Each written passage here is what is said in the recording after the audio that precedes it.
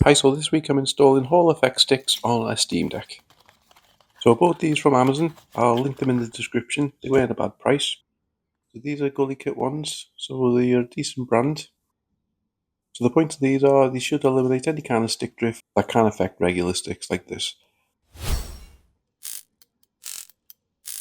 These are the ones that don't have the attached caps on them, so there isn't a little bit of soldering that's required, which we'll go through in a minute.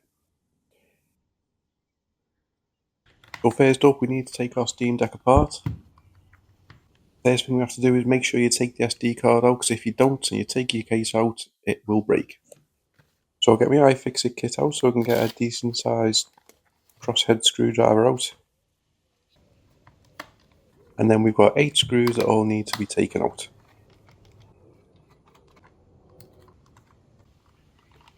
Once they're all removed, we just need to get a plastic clipper and gently prise it apart. So just go along the top edge first, and then I find going down the sides is next, and then you can gently pull it away and it should all unclip. Just be nice and gentle so you don't want to break any clips underneath. First things first, we need to disconnect the battery. So there's 3 screws in this heat shield. Remove this and then just slide the battery out. It just slides out to the right, and now we've got no risk of any potential shorts. So we disconnect this ribbon cable. There's 3 screws, and this will remove the left analog stick, so it easily moves out. The Steam Deck's very modular, so it's a really easy thing to upgrade. As you can see, they're almost the same. The only difference is this has got a wire soldered to it. So first thing we need to do, it's got some kind of a plastic rubber over the top of it. So I'm just getting a knife and I'm gently scraping away the plastic off of the solder. I don't want to damage the wire. And I get my hot soldering iron, and then I can remove the wire. And then apply a little bit of fresh solder to the new joystick. And then we'll apply the wire for the cap, let it cool down, and then you just need to spin it around and then place it on. Line it all up. As you can see, it has a shape where it fits on only one way. And then that's what you want to do. Push it right down. If you don't attach this, then the sensors at the end of the pads will not work. And then it pops back in. 3 screws in. Reattach the ribbon cable. And it's as simple as that. Then we'll move on to the right. So same again. Just remove the ribbon cable. Remove the 3 screws.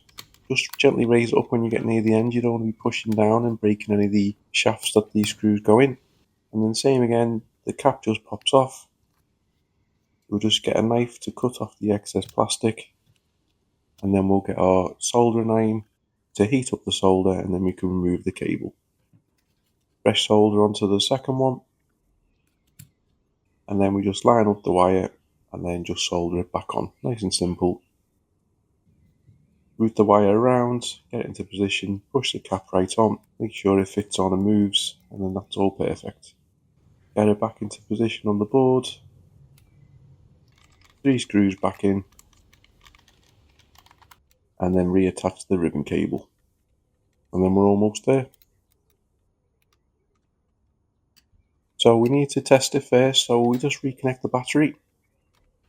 And I'm going to put the battery cover back on now because we pretty much are done what we need to do. So the 3 screws go back in. And now we'll turn it back on. So sometimes it will turn straight on, other times you may need to attach your charger. So here we go, we've got it turned on. And then we just need to press the button on the left, and then we need to go through the settings. And then just find the controller settings. And just follow what I'm doing, and we need to find these sticks. So this is going to test the accuracy of the analog stick. So as you can see, it's not quite central, so it's within the range, so it's acceptable. But if you want to try and fine tune it a little bit more, there is buttons on the back. So what you need to do is you need to hold the button whilst moving the stick, try and get it as accurate as possible. So you need to slightly overcompensate. So this needs to go to the right, top right a little bit more. And then once you've done that, you release the button. It's pretty tricky, the buttons are really small, and it's quite hard to hold it from the back whilst you're moving it on the front. So it did take me a while to try and get it as accurate as possible, and I didn't get it perfectly central, but it was acceptable for me.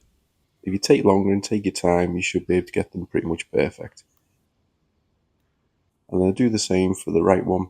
So I'm trying to hold on the back, I'm trying to move it and overcompensate. As you can see, it's a little bit out there, so I just need to nudge it again to the top left and then let go, and it's a little bit better, and I'll be happy with that. And then that's it, we're done. So both of them work perfect, both of them fit in, and now I shouldn't get any stick drift at all. Not that I use it enough to get it. And now all we need to do is put the rear casing back on, just clip it all in, reattach the 8 screws, and then we're done. Really easy. Steam decks are excellent for upgrading because it's very modular.